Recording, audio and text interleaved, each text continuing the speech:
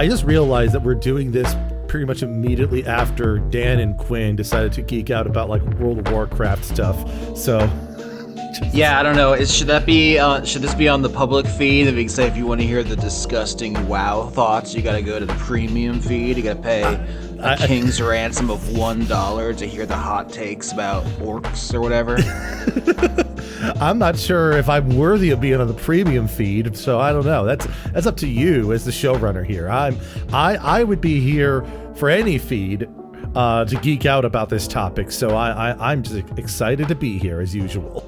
Well, you're very knowledgeable about this one. I will say, as much as I loved listening to them get very mad about elves, I feel like a lot of their talk was like, was it that guy or was it the other guy? I think he was like an ogre or a troll. And you're going to be like, hey, I have a PowerPoint, I have a spreadsheet. So it's like a different kind of expertise you bring.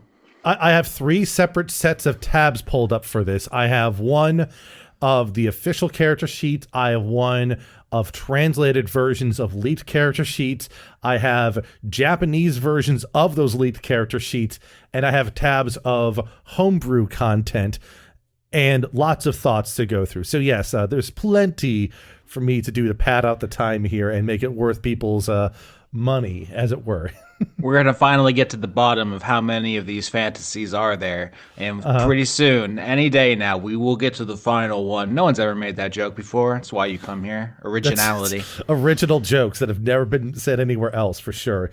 But yes, in this case here, we're not talking about the MMORPG Final Fantasy XIV, which includes the award-winning expansion Heavensward, and of which you can play all the way through Stormblood with a free trial, just to get the meme out there. No, we're talking about the still in development but partially released tabletop version of Final Fantasy XIV, which has been interesting to sort of digest, kind of analyze, and kind of speculate on what the future of the game is, its position as a licensed TTRPG, but also it's just like another entry in the various Japanese role-playing game inspired tabletop games. So there's some interesting things we can unpack through this. So we got lots to dig through. I'm excited for this to be the kind of episode where I mostly sit back and ask occasional like dumbass questions instead of having to be like extremely locked in and taking note of every detail like we do with some of the episodes we record, or I'm like, oh no, on page 187 it says, but this time I'm going to be like, yeah, I think it was some kind of dragon. So something like that. Yeah. For full disclosure, I have a physical copy of the starter set. Austin has been provided with some of the free resources Square has provided, as well as copies of the character sheets, which we can explain more about as we move along. So I just have access to more information. So you're more than welcome to act as the audience, surrogate, and just ask me questions that you would have as like someone who'd be interested in potentially playing / running this stuff here. But yeah, we can want to just go over some just general stats about the game itself to begin. Yeah, I mean, set this up. So Final Fantasy XIV, I have played the video game. I beat the, A Realm Reborn campaign, but I didn't go any further than that. You have, like, infinite maxed characters of every class and every expansion. So you're like, Jesus, this is like when I talk to a normal person about Magic the Gathering. And it's just like, really intimidating. Why have you done this? Yeah, for my CV in this respect, I played it temporarily during the first expansion after the re-release. That expansion is Heavensward. Then I started playing again during the Shadowbringers expansion, which was the third expansion. And I've been playing pretty consistently. And one of the reasons why I felt like this was a good time to record this is that we're literally in the 48-hour server downtime as Square is prepping to release the newest expansion, Dawn Trail, where the preview period is literally Friday, June 28th. So it's just like I'm going to be deep in that once that launches tomorrow.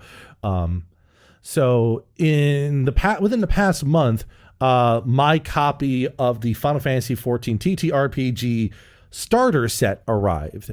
And that's kind of what a lot of this is going to be based on, is like the contents of the starter set, some speculation of what the longer ramifications might be, as well as just like other little thoughts about it. But this is basically meant to be sort of a tabletop version of playing the game, and it does capture a lot of things pretty accurately, given the fact that it's going from a action RPG to a turn-based, grid-based TTRPG with different concepts regarding timing and other factors. But we can go into some more of the minutia as we roll along with it. I feel like this should probably go without saying, but in case it doesn't, there's no wrong way to design or like to envision a TTRPG if you want to do it so that you can prove your mastery over systems, or to just hang out with your friends and eat chips, or even for erotic purposes, which is a product that exists. Those are all equally valid things. I might say some negative stuff about this idea, but that doesn't mean it's wrong. It just means it's not for me. For the record, I guess that's just a disclaimer up top, because I'm just baffled by many of the choices here. I think even before you mentioned to me that we could record this, there was a viral screenshot from the I guess it's the Dungeon Master's Guide, where it's like if all the players die, you could just skip the encounter, and people are like, what is this? Why would you do this? Well, and I think that kind of gets down to it. Like, yeah, you can kind of view design ethos for TTRPGs through a lot of different lenses. There's actually one term I've seen being used to describe other games that are very fast to get up and start running and are not necessarily deep in character building systems. The one I know of is example of something like Feng Shui, which has a lot of like pre-made character archetypes. Character creation is you pick an archetype, write some plot details, and you can get going. Some people refer to these as quote unquote beer and pretzel RPGs, where I really think the best way to think of them is a midpoint between setting up to play a tabletop role-playing game and playing just a board game. It's something of an in-between in that gamut there. And I think Final Fantasy XIV, in its current design as a TTRPG, is in that middle ground where it's not really meant to be like a game that's going to likely have like a really crunchy and nuanced character creation and leveling system that does not seem to be in line with what the goals are from the designer's perspective, as far as I can tell. Here's my first patented moron question. Who are the designers here? Is this Square Enix in-house, or do they just hire a firm of people who make a bunch of these games? That is a great question. I had the names before. I'm going to see if I can pull it up real quick here. So the design team is from a company called Hobby Japan, and this is a Japanese developed game, which from my understanding explains some of the decisions about what goes on inside of it regarding how certain encounters are rigged and set up and such. But this does seem to be like a Japanese developed game. It's not necessarily done in-house from Square Enix, but they do have probably some consultation and supervision. In fact, it says right there, supervision Square Enix, Final Fantasy XIV development and operations team, and even the QA team. So it seems like they might have actually had some interactions with members of the dev team during the production of this. And so I know like I don't know if you call it Western or English speaking tabletop scene has like a developer community, I guess you could call it. Like there's people I see on social media talking about like trends in design and preferences. I guess there's content on like YouTube or TikTok about this stuff. It's like, here's how to make a system that emphasizes player choice or whatever. I assume the Japanese scene has its own trends and figures and stuff that I'm completely ignorant of. So it's totally possible this is 100% in line with like other stuff that I'm just not totally ignorant of. So at least one person I've chatted with alluded to that the very scenario-centric design of the game is in line with what their understanding is of like the preference / design ethos, where it's not so much you're doing like a long form campaign from level 1 necessarily. The idea that you're picking up, running through a specific scenario that is meant to be able to be done in 1, maybe 2 sessions, and then maybe even replaying the scenario with some tweaks in how you approach it is like not a foreign concept from that design space. And that's why I feel like describing this as being, let's say, more akin to the Dungeons and Dragons board games that came out towards the back end of 4th edition and into 5th edition, but still with a little bit more leaning towards being performed as a tabletop RPG rather than just a board game, which those products are. It's like the I'm trying to remember some of the specific ones there that I remember having in my like the Castle Ravenloft board game that Wizards made.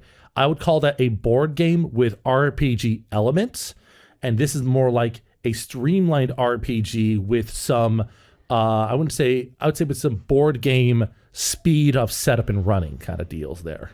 Yeah, from the 20-page player's guide and the 20-page DM guide I got, a lot of it was very basic. It's just like, here's what an RPG is. Like, the DM gets final say, but don't be mad at them. You know, it's like that kind of very simple setup stuff. So it seems like the intention is for you to have kind of a loose, free-form social situation that flows into a pre-written campaign where it's like, what if 4 heroes of light fought Ifrit or whatever? Yeah. And there's some interesting commentary about that aspect of it that we can get to. The other thing I like to point out is that like there's definitely a lot of stuff in here. One of the things I like as a detail in the player's guide is like there's a little manga that goes along with the example play session that helps kind of explain to players who have not played an RPG before, kind of like what are some of the expectations at the table? How do you engage with stuff? And on the GM side, one thing I actually kind of like is how it points out not everyone's going to want to be an actor. Sometimes a player just wants to describe in general terms what their character does, and then people can use their imaginations to understand what that means and not necessarily put people on the spot in that capacity. I think that is fine. If this was like, you know, we talked about like 5th edition being baby's first TTRPG. I think this one has a lot more scaffolding to aid not only a player, but a GM for playing in this environment for the first time. Yeah, it seems like it's an onboarding product from the video game. It's like, yes, you've beaten all the content we have available, but we want you to engage with the brand, so we're going to try to get you to do something adjacent. Where D&D 5e is kind of just like you're in the primordial muck. It doesn't assume any familiarity with any particular IP, so that's kind of the difference here. I will say going in that I played Dragoon in the video game. I'm a big fan of Kane Highwind from Final Fantasy IV. I've played all the main Final Fantasies now, except for 16, as I discussed somewhat recently on premium Steampunk content.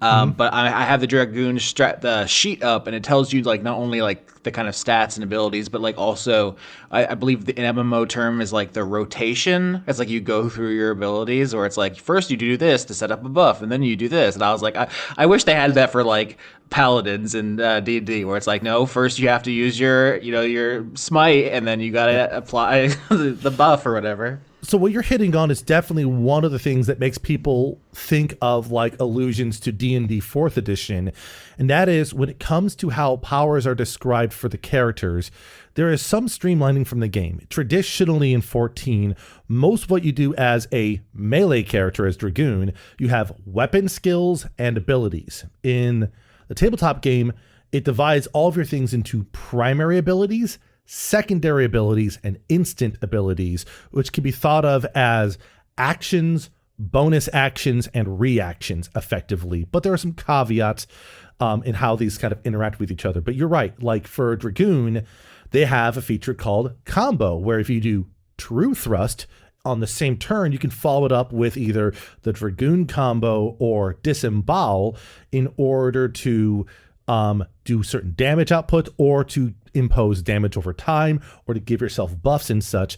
And it's just visually laid out in a clean way that I think makes it easy for a player to kind of understand what the relationship between these things are so they can make more effective choices right away. And this is, of course, paired with the fact that each character in the starter guide comes with a strategy guide with tips and a frequently asked question thing, which I find to be cute as well.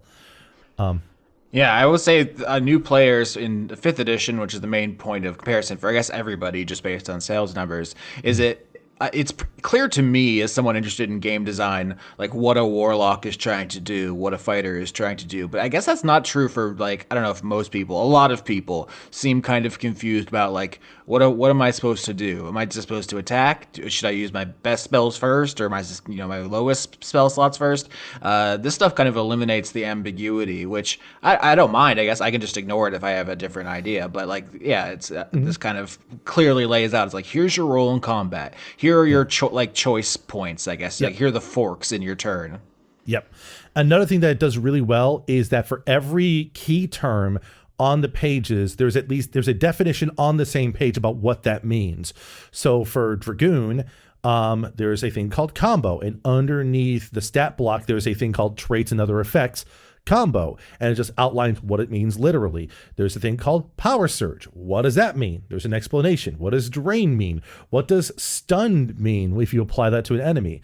All these terms are defined directly on the page so that a new player with basic knowledge of what's going on does not need to, for example, in some of our sessions, even this season in Dice Funk, if someone gets a condition, we have to kind of pause for a moment and cross-reference the rules about what that condition means, because it's not defined on the page that stuff is found what that condition means, right?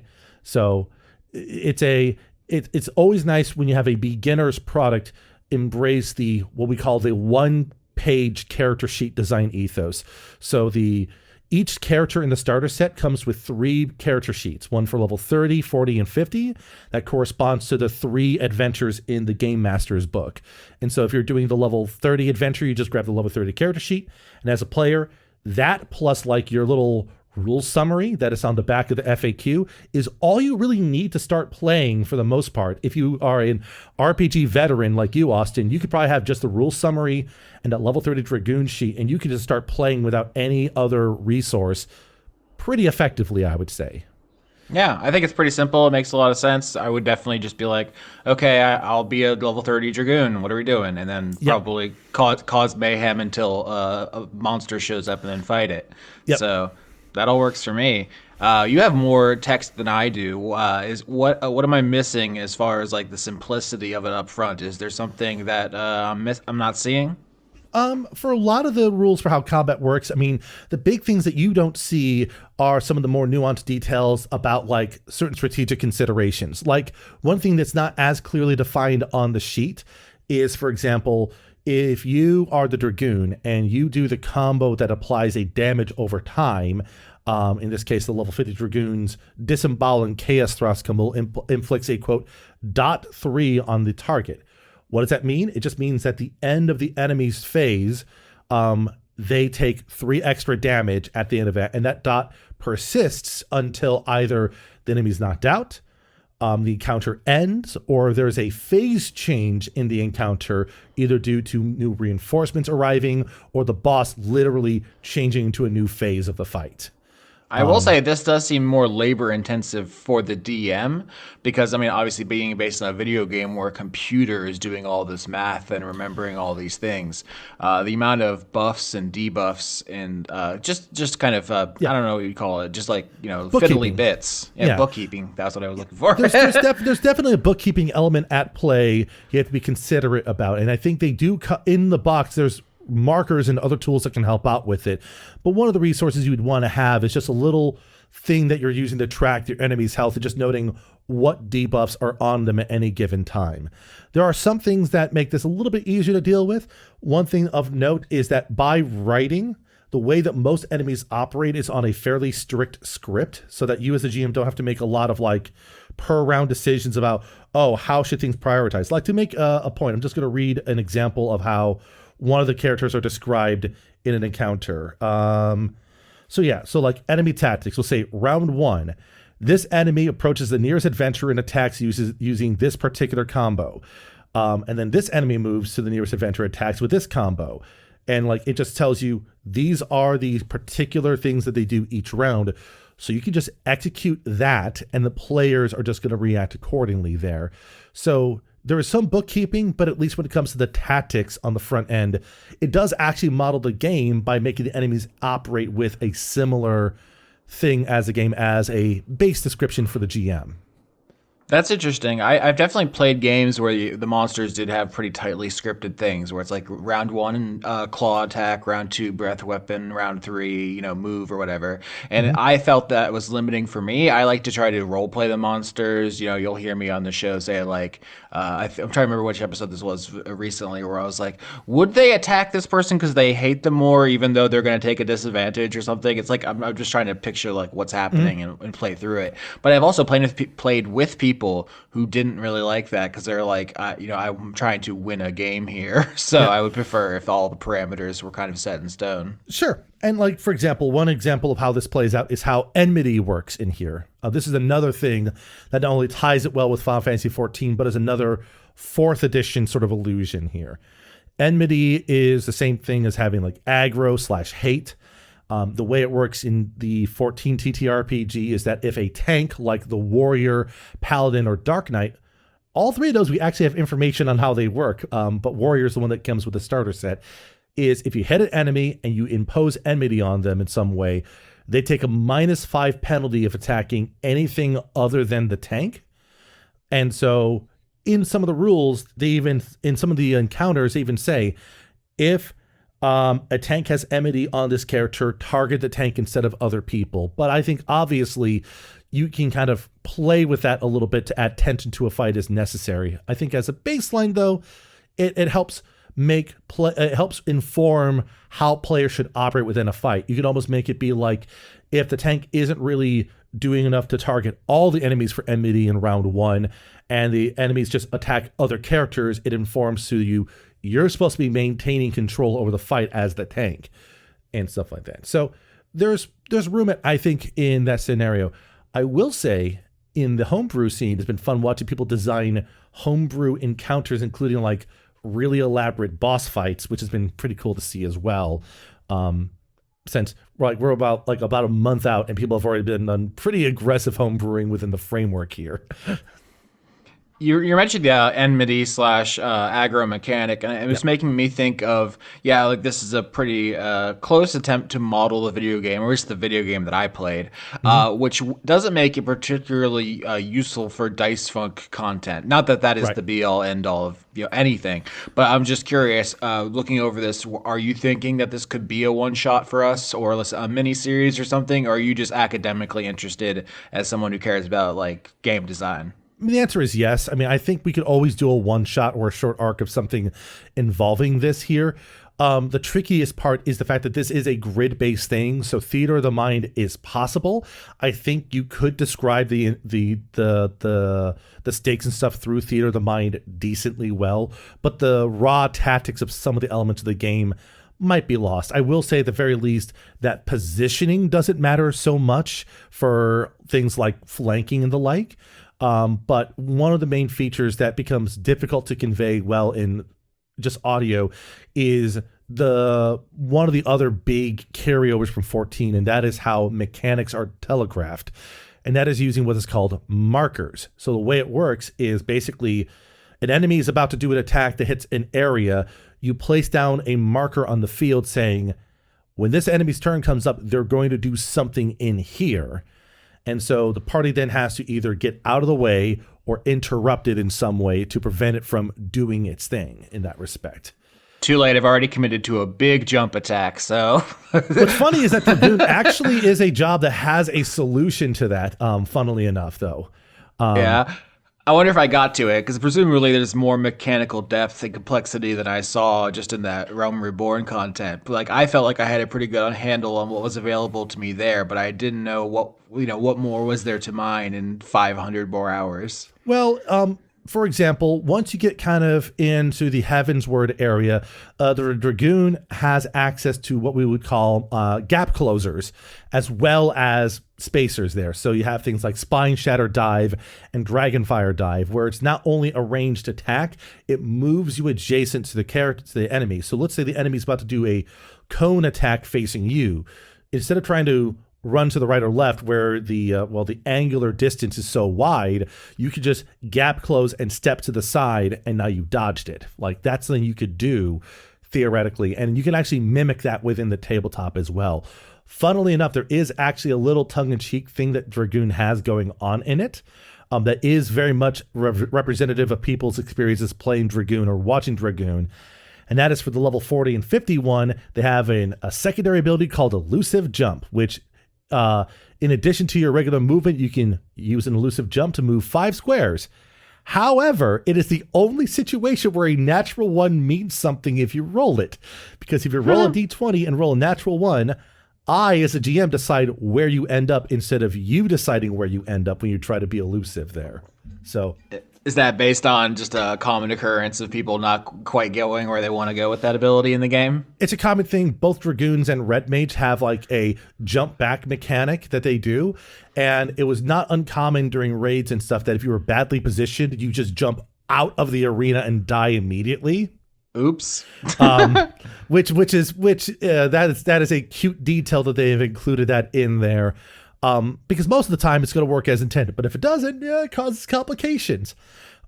So yeah, like Positioning is a very interesting dynamic in a lot of like simulated war games, you could say, either like video games, tabletop games, turn-based, real-time. It's so important. You know, Fire Emblem is very important to me, and that game is 90% positioning. So Absolutely. it is a kind of a shame for an audio only situation that we can't really get into it. It's, you know, it's not the end of the world where we lean into humor and gross body horror or whatever. There's other things we can get into. But yeah, that's always going to be an element that I think is underserved by the actual play podcast format.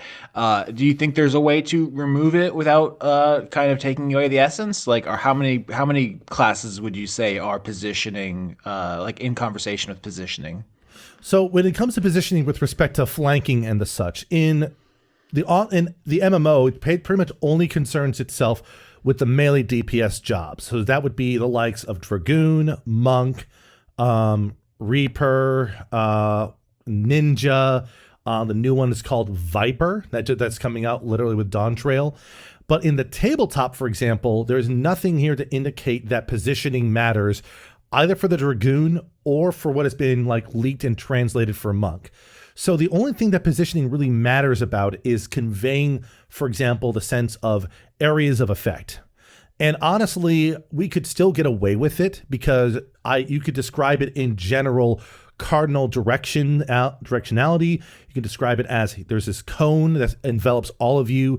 There's this circle of effect that circles around the tank. And there's other things like that you can do that can still kind of convey some of the dramatics of it. It's not going to have quite the same aesthetics, but I think you can make it work, especially if you play up the feeling of how things move around and stuff within the world. Another element that I think that is not as clearly represented directly on the pages for the character sheet is something about the action economy that's actually a strict upgrade from how 5th edition does things. So here's something I really like about it. It's actually the most 4th edition-y thing that I have. On your turn, you can do a primary action, a secondary action, and move up to your speed, divided as you see fit. So far, so good. But here's some other things you can do. Let's say that you wanted to do 2 secondary actions. There's actually 2 ways you can do that. You can use your primary action to do a secondary ability, or you can forego moving to focus and gain a second secondary action. And as another thing, you can also use your primary action to sprint and double your movement there. So that gives you all these little options to kind of change out how you move around within a fight. And some of those things are options that 5th edition just does not allow. Like you can't downgrade an action to a bonus action, but you can effectively in this environment here. Huh, I never really thought of that. I wonder if there would be any broken applications of that in 5th edition. I'd have to rack my mind, but surely someone will figure out a way to do a peasant railgun type situation with that. The most common example of like what it kind of holds down is something like, for example, being a bard and using both healing word and bardic inspiration on the same turn. Because both of those are bonus actions, you can't do both in the same turn. That's something like that, right? Yeah, and Bard is one of the highest complexity classes. That's the one I was thinking of earlier when I said sometimes new players are like, I don't know what I'm supposed to be doing. Yeah, for sure. And funnily enough, we actually do have Bard for 14 here because literally the character sheets for Bard dropped as a DLC element on the 14 webpage this morning on June 27th there. So like this is hot off the presses here kind of stuff. Timely content for the feed. Sure. So what's the response to the community right now? Are people really digging this stuff? I'm not plugged in at all. So I've been tapping into a few areas, one of them being the 14. There's a Discord server for fans of the TTRPG. And there's been a lot of active homebrewing ideas there, as well as just some discussions about like what the larger like design goals here are. And one of the things that I think is important to remember is some people were talking about like, well, what about like gearing or more nuanced character creation? And I don't know how much of those we're going to be expected to see when the full game comes out. For example, like gearing in Final Fantasy XIV is very linear and vertical in consideration. In most cases, the gear you want on your character is pretty much like a set kind of thing because certain stats matter more than others. And there's very few exceptions where theory crafting actually exists. I think the most prevalent one is literally Black Mage, because when I was doing raiding, a Black Mage could be spec'd as a critical hit focused character or as a speed casting focus. And they have different perks and drawbacks, but beyond that, most characters, like if I'm playing Red Mage, what do I care about? I care about my main stats, I care about critical hit rate, and I care about direct hit rate. Those are the things I care about stat-wise. So gearing in that respect just does not really mesh with what the game as the video game currently is. So I'm not sure how prominent that's going to be within the context of the tabletop game. But things may change between now and the actual final release. That's the thing that, MMOs generally don't really appeal to me that much. I did like 14, I will say that. But it's kind of one of the things that I find uninteresting is how often there is a correct answer. Correct. Like, for your class, you should be wearing this equipment. You should be doing the abilities in this order. And, if that makes you happy, I don't want to take it away from you or anything. But that's just not the kind of gameplay I prefer. So right. If that does seem to be carried over to the tabletop, it's less than ideal for me personally. Right. In this case here, one way to think about it is that it's less about your choices in terms of gear, and it's more about how do you use your toolkit to respond to in-game environments. And one thing I will note that between the jobs we have unveiled, Bard has a very high toolkit volume. Like they have pretty much one of the higher available list of abilities. Like they have 9 instant abilities, which can be used basically once per creature's turn, but they have the ability to stop people from moving. They have the ability to interrupt spells being cast. They have the ability to, buff people, to do extra damage, to move around the field. So there's lots of little options there. But it's not like you're going to choose a different bow that gives you a different advantage within the fight there. So it's a little bit of play. I will say one of my favorite things about this game overall is how it solves one interesting conundrum I had while brainstorming how to do a 14 tabletop game with a friend of the podcast, Fornea, because we're debating a few things about like how the game works. So this is what I'm going to get at. My favorite thing about this mechanically is how they describe how attacks work from the standpoint of a game where you don't actually miss with your attacks under any circumstance, really. Oh, yeah. I know. Yeah, that's a thing in game design. People hate to miss. I don't know how often you encounter people like this where they'll take their turn in 5e and they'll miss. They're like, well, I guess I just wasted my fucking turn then. I wasted my life. What am I even doing this? Absolutely. People really psychologically do not enjoy that. It's the risk of making a choice and it resulting in you getting nothing in return sucks.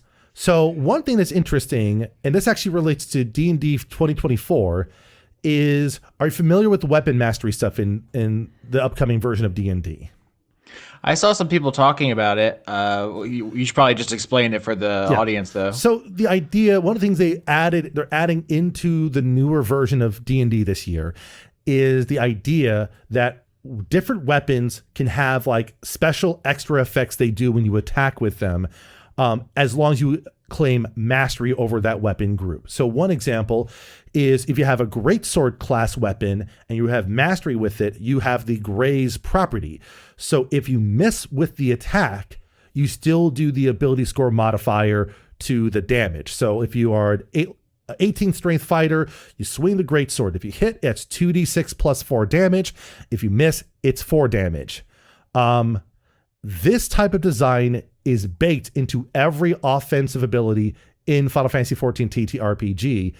Because of Final Fantasy XIV, the game, your attacks don't miss. They just have a chance of either causing a direct hit, a critical hit, or both. And the way they accomplish this in the game, to roll back to that level 30 Dragoon, if you look at the very first attack on the list, True Thrust, it works as follows. If you choose to do it to an enemy, guaranteed you'll do 3 damage and can then combo with either the Dragoon combo or Disembowel follow-up. That is always the case, even if you roll a natural 1. When you choose to do the attack, you make a strength check, in this case D20 plus 5, because all the checks are done with D20s in this game. If you match and exceed the target's defense, you score a direct hit and add 2d6 to the roll. So now it's 2d6 plus 3 damage.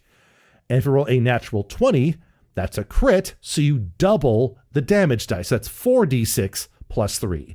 So those are the outcomes. When you choose to do True Thrust, it always does the base damage, always enables the combo, and then you have a chance of doing bonus damage if you roll well enough. It's fun to me how much of game design is essentially tricking players into having a good time despite themselves. I'm sure you're aware of the anecdote of Dragon Age Inquisition, where they couldn't make the horses go faster because of loading times, but they just changed the camera FOV to make it seem like they were going faster. Yep. Or if you've ever seen anything where the health bars, the segments of a health bar aren't equal, so the ones closer to death are actually represent more health, so you get into more situations where you can just hang on by the skin of your fingernails. And that's what this feels like it is. Like, people hate to miss, so let's give them something, even though statistically you're not actually contributing much at all, but you feel like you are, I guess. The other way to think about it too is that it also flips the expectation around. Instead of saying, if you make the attack and hit, it does this. On a miss, do this instead. It says, choose this. You are guaranteed this result. Now let's see how much more do you get. And you're right. It is a semantics thing.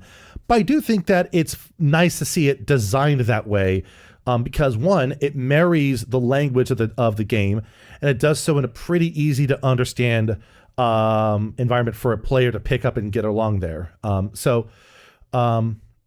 some other cool things I like about this. Another choice that kind of goes well with this is how they don't have disadvantage in terms of negative D20 rolls, but they allow not only advantage, but stacking advantage. So you can actually, if you have 2 instances of advantage, you roll 3d20 and pick the highest of the 3. So, you know. Joke's on them. I've done that before on Dice Funk. If someone had a particularly advantageous situation, fuck it. Yeah, more for dice. sure.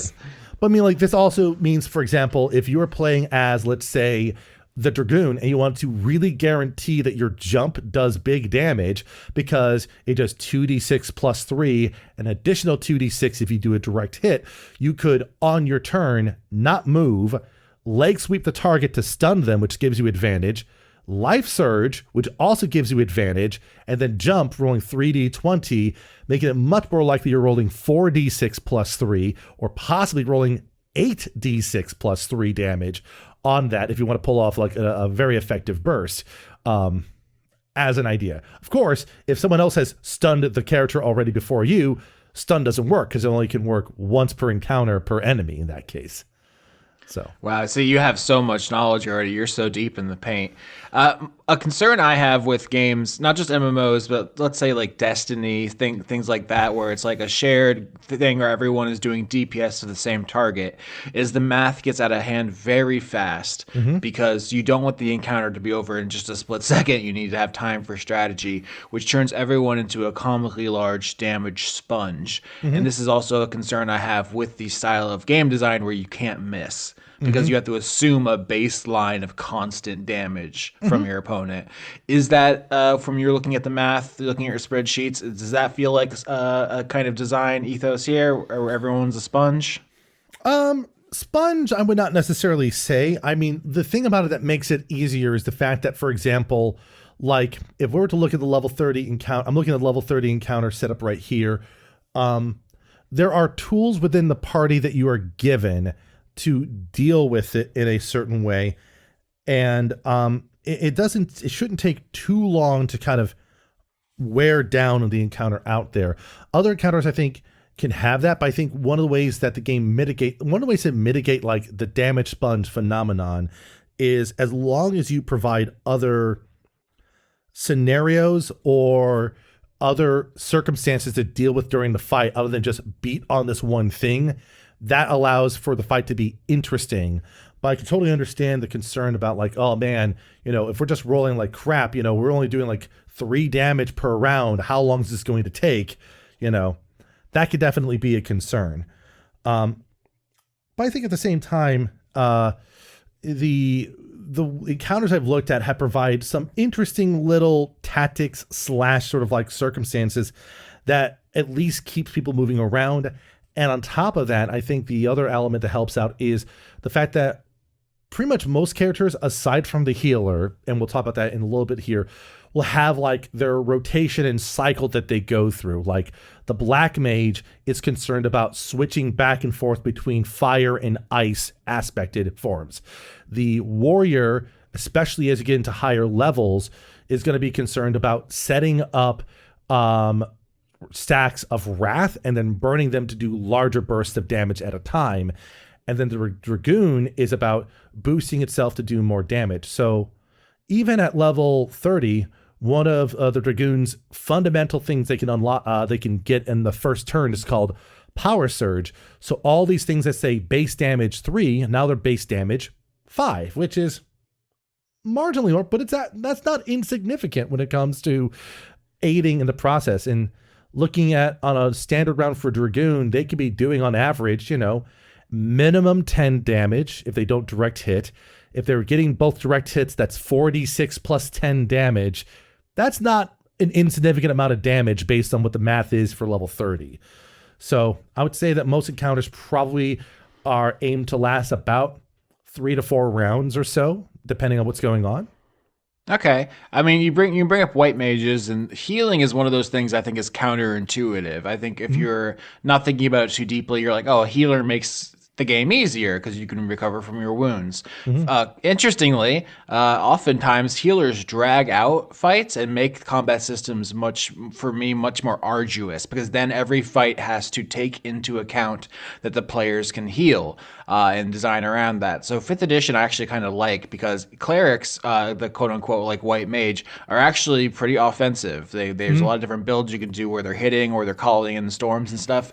Healing is often a waste of your time in combat. Sure. And I like that because it means you're not sitting back and constantly being dragging everything out. Yeah, I'm kind of the opposite, because I like healing, but more importantly, I like it when it's actually fun to take damage. And that's something that's something about 5th edition that I always find kind of underwhelming, is the fact that like most people will optimize around it never taking damage in the first place because of the way healing kind of works. And that can lead to like, oh, we have like everyone has such high stats or armor classes that nobody ever hits, and then whatever. But also because I cut a lot of my teeth in 4th edition, where whenever you healed someone, you were never just healing them. You were also doing something else, like giving them a bonus on their next action, moving them around the battlefield, or engaging in some other mechanics. And on top of that, you had a lot of classes that were set up in such a way where they would have reactions and stuff in case whenever they were attacked or got hit. So what I like about that latter design choice is it makes players more willing to just engage what the GM has set up on its face, and not try to be too clever and like overly sidestep things, so that things can play out and some wacky things can happen and stuff like that. And 14 TTRPG doesn't go that far, but there's definitely more involved in it, where you are encouraged to sort of like pay attention to the fight and engage with it, as opposed to just sort of worry about, oh, I don't want to get hit. Well, now you're going to get hit on a pretty regular basis, but there's tools you have to mitigate it, offset it, or do other things around the scenario that I think can be actually kind of fun to play out. There's something to be said for the social aspect of the white mage too. I think a lot of people like the dynamic of being the healer, or being saved by the healer being a kind of dramatic thing. So I don't want to take that away. I just, from a pure math perspective, if you imagine like a bout of Street Fighter, right? Yeah. If one player is better, it doesn't matter how much you heal the two people up. Eventually, the person who's better is going to win. You're just making it longer. Is like kind of the way I think about it, but a lot of people like healers, so. Yeah. I think the big thing about healers is that less that I like healing, and it's more like I like enabling and rigging up things accordingly. The white mage in the books here doesn't have quite as many tools in that respect, just because white mage up to level 50 is kind of limited. But at level 50, white mage has a couple of tools I find kind of fun to look at. Number one is an ability called Rescue. That's an instant they can slap on. The trigger, when an enemy begins or ends its turn, you can choose to pick one of your allies and move it to an empty square adjacent to you. Now, the funny part about this is that they actually wrote a little word in here that's very funny for someone who's played Final Fantasy XIV and has dealt with healers rescuing, and it says, move a consenting ally into an empty space adjacent to you. Because I've known healers to rescue people into damage to fuck with them. So the fact that they say they have to be consenting is very funny to me.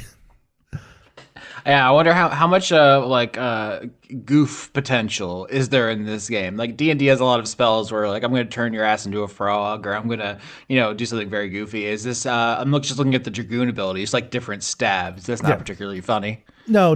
Like the big thing that you look at when you look at Dragoon at higher level is honestly, Dragoon in particular doesn't have much in terms of goofy things you can do to kind of like play around with the environment. You have Feint, which you can use to reduce damage of other enemy stuff. Arm's length, which basically prevents you from being moved around. I think the funniest thing you could do in that respect here is the white mage tries to rescue you, so you arm's length to not get moved is a potential thing you could do, but like it's kind of limited in that respect. Oddly enough, the bard, which literally dropped, has way more in their arsenal for doing kind of weird things with that in terms of like how they can mess with how the enemies behave in a fight. And that can be fun, and it's a different style for sure. I'm actually reminded of one of my other things I actually actively like about this, and this is probably one of the things I would steal and import into other things, and that is how the designers of this game decided to address the topic of limit breaks. Yeah, I noticed that. That's interesting, because this is a classic game mechanic where you're filling up a bar, a meter, and then you get to unleash it here. But this just has some like DM control in it, and then there's also a choice aspect. Usually, I think it said you can do it 3 times, so the party is 4 people. So, Yep. I mean, you can probably explain it better than I can. No, you hit most of it there. So yeah, so the way that it works is that instead of being like a meter that builds up and activates, which you could theoretically do, to those who are listening, you could theoretically do if you import things like escalation dice from 13th Age or otherwise, or a similar principle is applied in the game Icon, which is like the fantasy equivalent of Lancer and stuff. But effectively, the way the game is as written in the starter set, at some point during an encounter, the GM will inform the party, okay, you now as a party have limit break. You have 3 stacks of it. You can use it 3 times, but each character can only do a limit break once. So what I particularly like about it is not just that aspect of how it works. Not just how that aspect of how it works, but also the fact that they do something different than the MMORPG. So in the MMORPG, the way the limit breaks work is that there's 5 essential roles.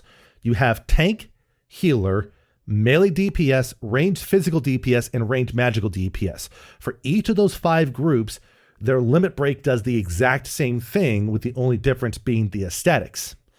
In the tabletop, each job's limit break is distinct from each other, which means that there's actually an extra layer of like tactical thought there, because you have two different, when you pick your DPS to play as, or your healer to play as, or your tank to play as, they do different things. So to explain, we have our 3 official DPS that have been revealed: Black Mage, Dragoon, and Bard. I'll start with Black Mage. Black Mage is the easiest. It's just Meteor, which does a bunch of damage to a bunch of enemies in an area, and more damage if you're under the fire aspect. Bard does damage in a... The range for the Bard Sagittarius arrow is literally a 5 by infinity area, extending in a straight line from one square adjacent to its character, which is how ranged physical DPS's limit breaks work. It's just a straight line. It does a certain amount of damage divided evenly across all targets in the area, and inflicts a damage over time on all targets.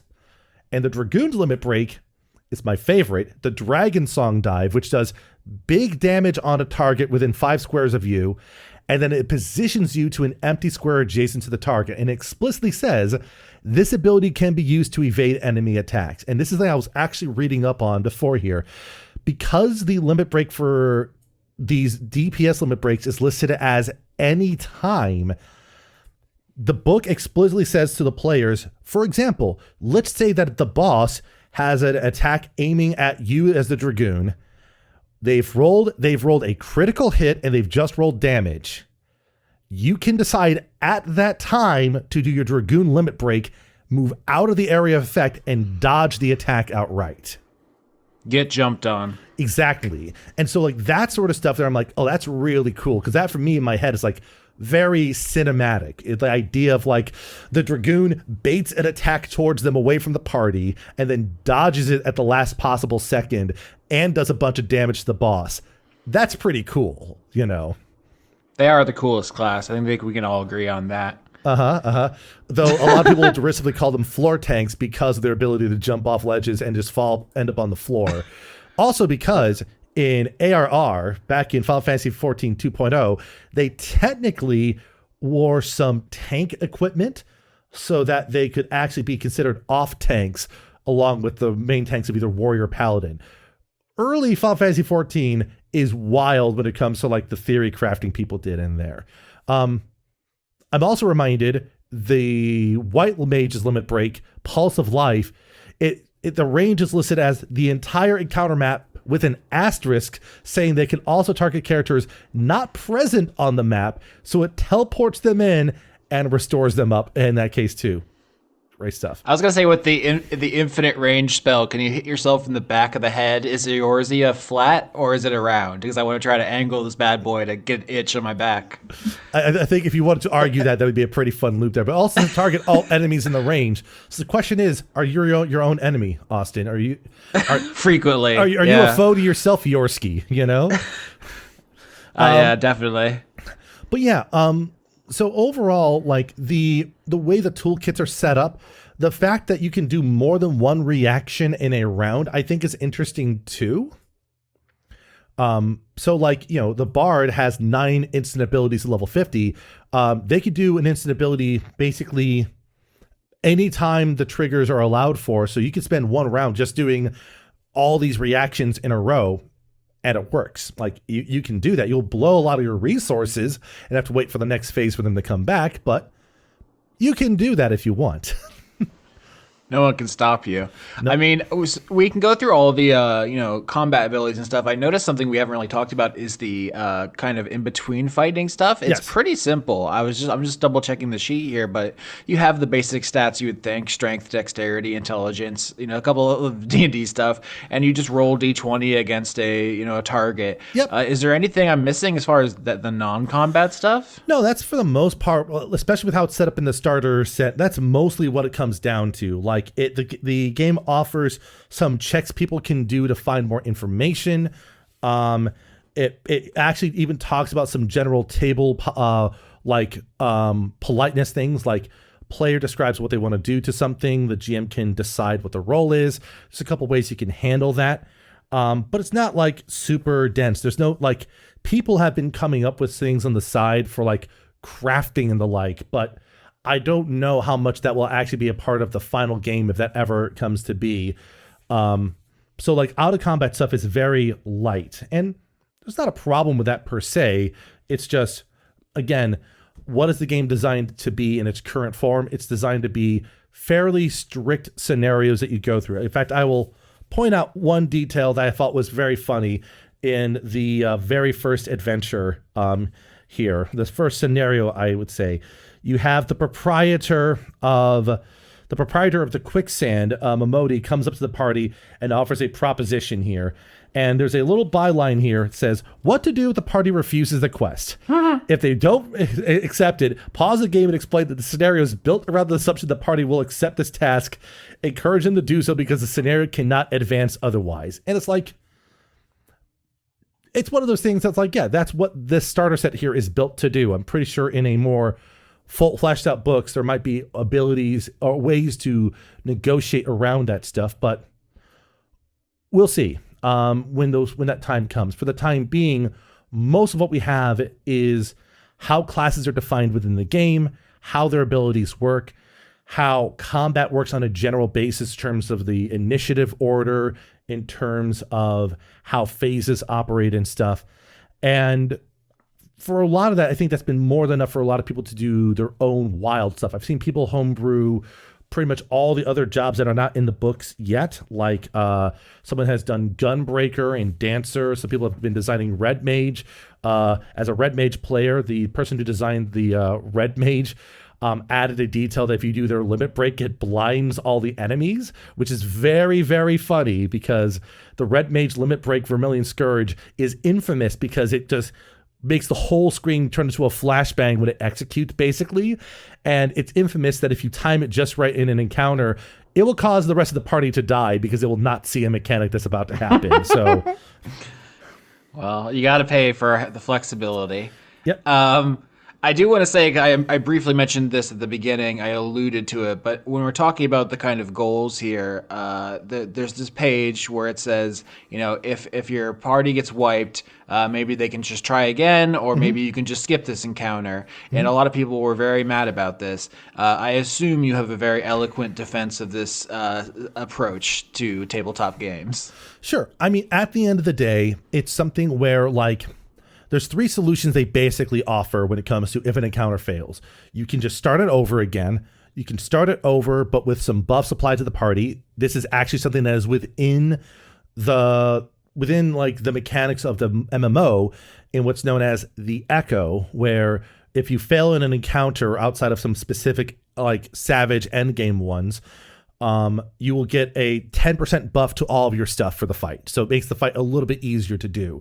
But I think the skipping one here also plays into the idea that most of these scenarios are meant to be started and finished in a single session.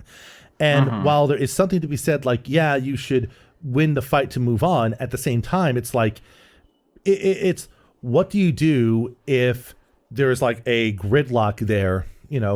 There could be potentially some things you can do where the party, fails the fight, but then the plot still moves forward in some way. But just having some way of still moving forward if the party can't advance, I don't think there's a problem with that, especially in this starter set framing here. This will probably make more sense to you than our audience, but you ever play any of the modern EA Sports games, like a Madden, where you'll fire it up and it'll be like the tutorial is the last quarter of like the Super Bowl 40 or something, and you'll play through that classic scenario of like trying to do this comeback. This game is like, okay, we're gonna do a level 30 encounter against Shiva, and then a level 40 encounter against Tonberry, and then a level 50 encounter against Ruby Weapon. You're not like going level by level through a linear story. You're like being dropped into moments, kind of. So there's 2 things they actually do to talk about this. One of the things they talk about is that leveling is not really something that this game is designed around. It's predicated on the idea of, quote, level syncing. So the way you would describe this is like, hey, you're playing 14, you go into duty roulette, or you party up with someone who's playing through the game, and now you're going to replay through a scenario you've done to synchronize down to their level. And so even if you have a little knowledge how the fight goes, you are still playing with someone who doesn't know. And you could choose to be like, last time I did this as a DPS, I'm going to try it as a tank this time, or as a healer this time, or as a different DPS. So I think that's part of where some of the value in the game can come in subsequent playthroughs, is people rotating around, trading off between GMing and playing, and having their own twists on there. So that can help in some capacity. But the other thing that I find especially the funniest thing in the entire books for me is it basically says, if you can't finish the scenario during a session, you can opt to quick save, to save the status of the game where it is right now and then pick it up next time, which I find to be a very funny way to describe that. I find that very cute to describe it in those terms. There are a lot of little touches like that. One of my favorite from the Q&A was, does my adventure have a company chocobo or other mounts? As long as your GM approves, you are free to have your adventure ride atop any mount you would like. That's so nice and permissive. You don't have to find steed or whatever. Also, kind of on the note of chocobos, I'm glad you brought that up. There's actually something in here in case, because the encounters here are designed around a 4-person party following the conventional tank, healer, and 2 DPSs. But let's say that someone can't play that day, you can add what's called a companion character in the form of a chocobo that can be controlled by the GM or the players to help fill out a slot or to provide extra support. And the chocobo, the one thing about the chocobo that can be a little dicey for some players is the fact that their flat damage numbers can be they are basically designed to be sort of streamlined versions of what player characters are expected to do each round. So for example, a level 30 DPS chocobo on a single target attack does a flat 15 damage per round, basically. And so if you look at that and compare it to a level 30 Dragoon, if they land both of their attacks in a rotation, 4d6 plus 6, if they hit both those direct hits, okay, average results for that is the average damage there is going to be 3.5, so that's 7, 14, 20 damage. So on average, you should be doing more damage than the chocobo, but if you keep missing, that chocobo will out damage you. So that's one thing that some people noted as a feel bad in that respect. But it also kind of shows off like this is a way to help minimize some of the bookkeeping here. You're adding an extra character that a player can manage. They don't have to worry about like rolling dice to determine if the attacks work or not. They're just your little chocobo says, goes work and or quay depending on what you believe in for the chocobo, and just does their attacks and stuff. Depending on what side of the schism you fall on. And yeah, exactly. And so there's some other, and so like those are things that there's a lot of stuff in here that I think allows us to be able to be picked up and played by a wide variety of folks. And I will say that people have been very diligent in getting Roll20 integration for this figured out. So it should be more possible sooner than later for people to try this out, even if they can't in person meet to play it there. Yeah. So I think as we're getting towards wrapping up, I will say, while I don't think this is good for my purposes as someone who appreciates a more narrative style with more immediate consequences and so forth, I think it's a perfectly legitimate expression of the video game being turned into this kind of experience. But I would be interested in, if we did a one-shot or a mini-series, as long as I can be a Dragoon, because that is what I'm comfortable with. That is my, my avatar in the world of Final Fantasy XIV. We can certainly talk about that. I do want to add a little extra note in that, like I said, the interesting thing right now is that one of the things about the homebrew thing, the reason I bring it up, is that even in the current form of the Game Master's book, it already talks about how homebrewed stuff is a possibility they're going to encounter and stuff. So I feel that Square is not like shying away from it being a reality when people are doing this sort of stuff. And I think that should offer some fun. I know already there have been some concerns about Bard because the Bard songs only last one round, which feels like it's too short given how long it lasts in game. But at the end of the day, there should be some ways to sort of massage and play around with this thing. Would I be okay to running some 14 TTRPG? Listen, I'll be fine running anything. As we've talked about with related to like shard point planning and stuff, one of the things I'm trying to ping on people I'm onboarding into our little casting rooms and such is like, what other games other than 5th edition would be worthy to explore? Because we have the space to do that. I will say that from what I've seen so far, it does a surprisingly good job of what it's trying to do, all things considered. Its lack of flexibility in terms of character options for creation and such is a limitation, as well as its light amount of rules with respect to what happens outside of combat. But I do think it's a good way of introducing people to not only tabletop games in general, but tactical tabletop games. And at the same time, I think there's actually a lot of fun ideas regarding the aesthetics of how things are presented and how certain powers and effects feel that really reinforce how a character is meant to, on a baseline level, play out their character. That's something I feel like is always a nice thing to see, where someone can read the character sheet and more naturally intuit what they're supposed to do with maybe a couple of like reminder notes on the side. And last but not least, I'm still just tickled by some of the ways that these limit breaks are described, because some of them are pretty wild, and I think they can offer some pretty appropriately cinematic moments in the middle of a fight if they're executed just so. So I think that's another fun detail going on here. I was going to say 5th edition might even benefit from the way the abilities are presented for the classes. And then while you were talking, I just Googled 5e Bard flow chart to see if someone had done something. And yeah, there are a ton of these where someone's, this class is so complicated. I need to map out visually what I can even do. So people are way ahead of me on this. The wizards should just make these for their classes. Well, no, the funny thing was they did make these for these classes in 4th edition, and then and then when they made 5th edition, among the things they were trying to do was to make it not look like 4th edition, so they didn't want to have powers written in this form. The closest thing to this in 5th edition are the decks of spell cards you could buy for the different classes.